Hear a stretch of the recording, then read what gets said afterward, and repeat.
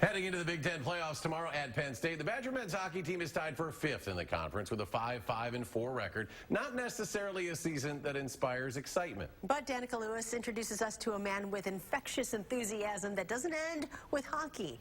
That's new at 10 and only on News 3 Now.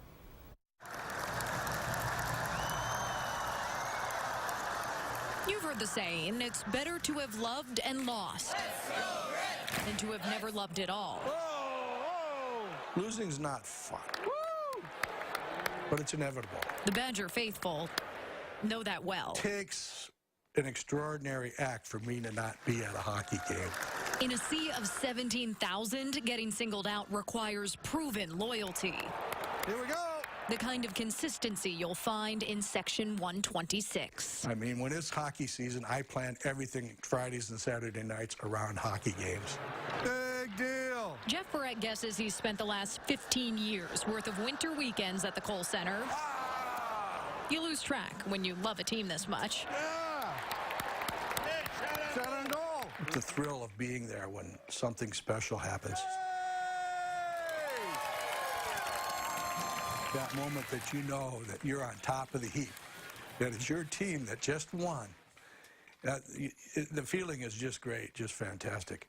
That and beating Minnesota. As much as you'd think a center ice Santa Claus would stand out on his own, you might know Jeff not by how he looks, but how he cheers. Hey! Hey! I said, okay, fine. So I'll see if I can get the crowd charged up. So I started doing that. And then they started putting me on during the game. And the students were the ones that picked up on it first, and they started doing it. And then after that, it just kind of snowballed from there. Very rare that you saw a defenseman go behind the net and look for it. It was all by accident. Seriously.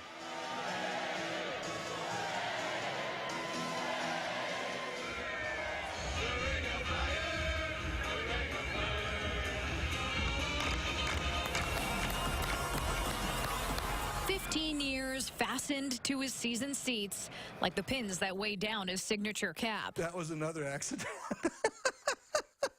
I used to have about 20 years worth of programs. A retired fleet services repairman for the city. 33 years, 5 months, and 8 days. Jeff spends the warmer months revving up his Harley. People ask, why do you ride a motorcycle? It's real easy. I can't afford an airplane.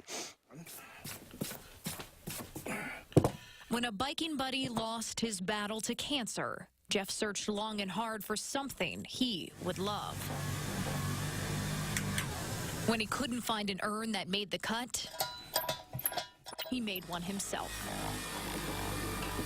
I think it really portrays what biker's all about. I mean, it's a real motorcycle cylinder, and the ones we use right now have actually been used, so as my partner says, they breathe fire.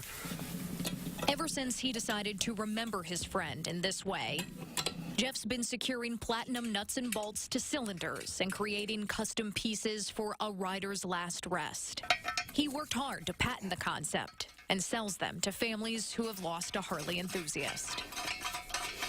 Those decades as a mechanic helped. I actually got that from my father. And along with inheriting his dexterity, Jeff never lost his dad's wit, even after losing him. I said, you know, when your number comes up on that board, there's nothing you can do about it.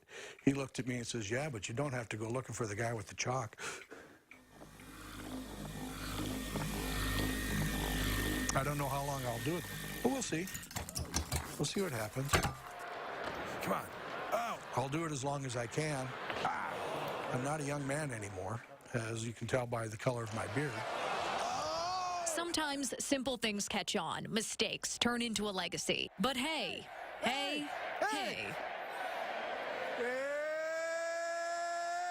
Sometimes you lose, but the love is what lasts.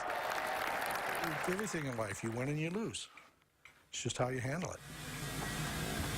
In Madison, Danica Lewis, News 3 Now. Strangely enough, Jeff doesn't even skate. He says there wasn't a good place to learn growing up in Mineral Point. And if you want to learn more about the urns, just search for Rider's Last Rest on Facebook, and you can contact Jeff through that page.